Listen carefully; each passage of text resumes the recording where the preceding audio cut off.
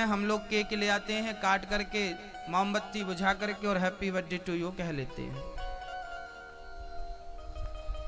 समझदारी का विषय है, कॉमन सेंस है, तो आप समझेंगे। हमारा जो भारत है, हम लोग दीपक बुझाना नहीं जानते, हम लोग तो दीपक जलाना जानते हैं।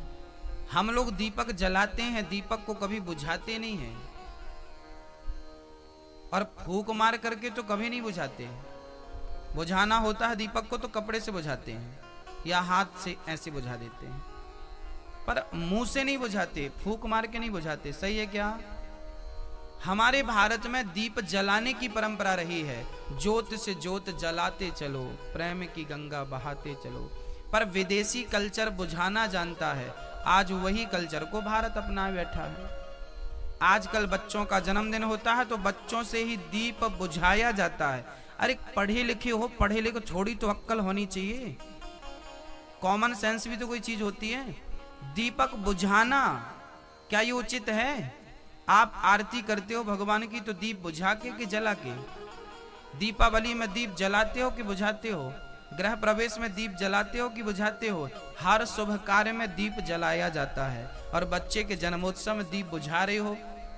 बताओ, भारतवासियों को आपको शोभा नहीं देता। अमेरिका जापान का आदमी बुझाए तो चलेगा, क्योंकि वो मूर्ख लोग हैं, और ये विश्व गुरु भारत आज ये हरकत कर रहा है तो निंदनीय है ही। आप समझदार लोग हैं।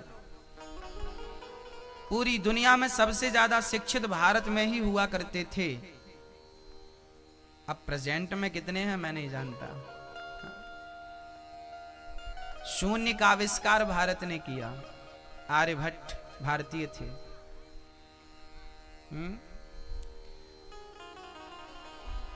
बड़ी बड़ी बातें हैं।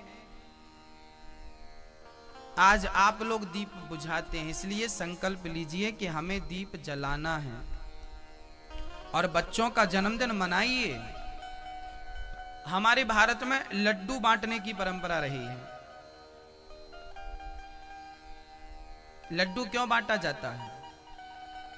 क्योंकि लड्डू को आप जब बनते हुए देखेंगे तो इसमें एक संदेश छिपा होता है। लड्डू बहुत सारे दानों को मिलाकर एक लड्डू, जैसे तिल का लड्डू है। तिल का लड्डू कैसे बनता है? अभी तिल का लड्डू बनने का समय आ रहा है जनवरी में, मकर संक्रांति। हमारे यहाँ अनेक प्रकार के लड्डू बनते हैं, तिल के लड्डू, मोतीचूर के लड्डू, हाँ कितने लड्डू। मोदक, महाराष्ट्र का लड्डू अलग होता है तो गुजरात का लड्डू अलग प्रकार से बनाते हैं। हर प्रांत में अलग अलग लड्डू। क्यों, कैसे? कहते हैं एक दाने को दूसरे दाने से जोड़ देना ही लड्डू है।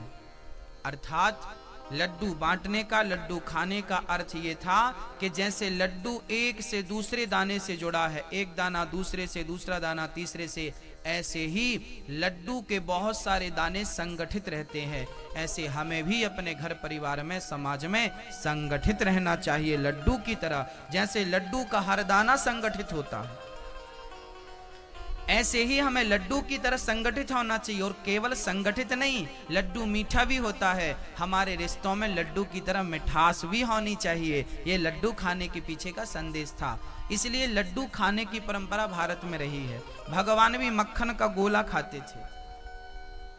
गणेश जी को भी लड्डू पसंद है। ये लड्डू है, लड्डू खाइए प्रेम पूर्वक, लड्डू बांटिए।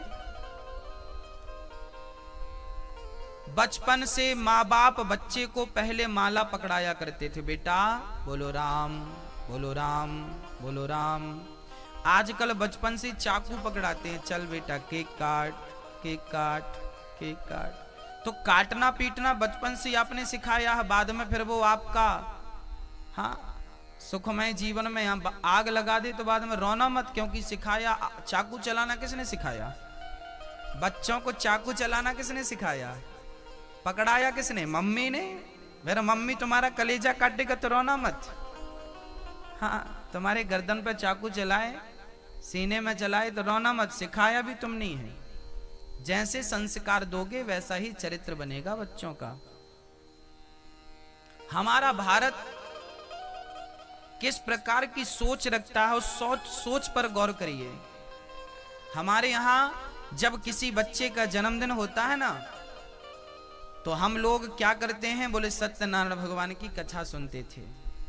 उससे क्या होता है, घर पे भगवान का नाम होगा, कीर्तन होगी, इसी बहाने कन्याओं का, ब्राह्मणों का आगमन होगा, वो लोग अन्न खाएंगे तो अन्न भी शुद्ध होगा, कीर्तन होगा तो वातावरण भी शुद्ध होगा, पंडित जी छोटा सा हवन कराएंगे तो घर का वातावरण शुद्ध हो जाएगा, भगवान का और विप्र देवताओं का बच्चों को आशीर्वाद मिल जाएगा, बच्चे दीर्घजीवी बन जाएंगे। यही जन्मदिन था।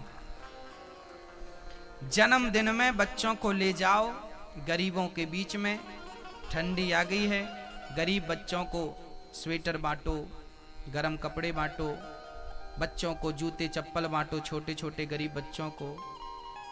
आपके आसपास जो गरीब लोग हैं उनके पास जाओ, उनसे पूछो भाई आपको क्या असुविधा है।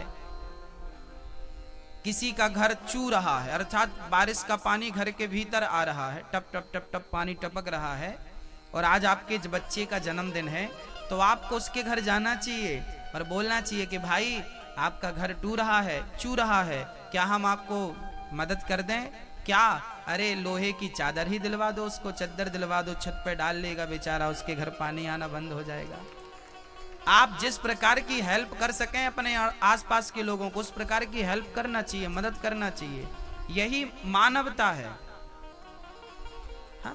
और हम लोग तो हजारों रुपए बच्चे के जन्मदिन में उड़ा देते हैं, और बाजू का घर छत टपक रही है, कोई फिक्र नहीं। भाई इंसान वो नहीं है जो केवल अपना देखे, अपना पेट पशु पक्षी भी भर लेते हैं भक्तों, पर सभी में बांट कर खाए उसे इंसान कहते हैं। इंसान केवल अपने नहीं देखता, अपने नहीं सोचता, वो अड़ोसी पड़ोसियों की घर जाता है। हम लोग कौन से लोग हैं? हम लोग बोला करते हैं विश्व का कल्याण हो। हम कौन लोग हैं? हम विश्व की चिंता करने वाले लोग हैं। ये सुठालिया क्या है?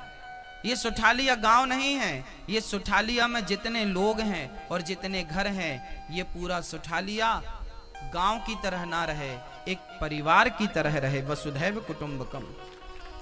गांव का हर सदस्य हमारा परिवार है, चाहे वो अमीर हो, गरीब हो, ब्राह्मण हो, क्षत्रिय हो, वैश्य हो, शूद्र हो, गांव का हर सदस्य हमारा एक परिवार है। पूरा मध्य प्रदेश हमारा एक परिवार है, पूरा भारत हमारा परिवार है। और भारत नहीं, हम लोग जयकारा लगाते हैं विश्व का कल्याण हो। हम विश्व की चर्चा करते हैं, हम विश्व के कल्याण का सोचते हैं। वसुधैव कुटुंबकम शास्त्र हमें संदेश देते हैं कि ये पूरा विश्व तुम्हारा परिवार है। चाइना पूरी दुनिया को व्यापार की दृष्टि से देखता है, अमेरिका पूरी दुनिया को व्यापार की दृष्टि से देखता है, लेकिन भारत पूरी दुनिया को परिवार की दृष्टि से देखता है। ये भारत का दृष्टिकोण है, ये भारत की थिंकिंग है, ये भारत की सोच है। हम सबसे अच्छी सोच वाले लोग हैं, हम सबसे बेहतर सोचने वाले लोग हैं, हम सबका भला चाहते हैं। आपका भी भला हो, आपका भी भला हो। हम अपने दुश्मन का भी भला ही चाहते हैं। जब पानी बरसता है ना, तो जिसके घर पे पानी टपकता है ना, वो भी कहता है कि भगवान भले मेरे घर पानी टपक रहा हो, पर अच्छा मानसून आए, अच्छा पानी बरसे, ताकि किसानों की फसल अच्छी हो। जिसका घर टपकता है वो भी अच्छे मानसून की कामना करता है। हमारा भारत, हमारे लोग केवल अपनी चिंता नहीं, विश्व की चिंता में ही चिंतित रहते हैं। ये भारत की सोच है। ऐसी सोच हमें रखनी चाहिए। और जन्मदिन किस तरीके से मनाएं आप समझ गए होंगे।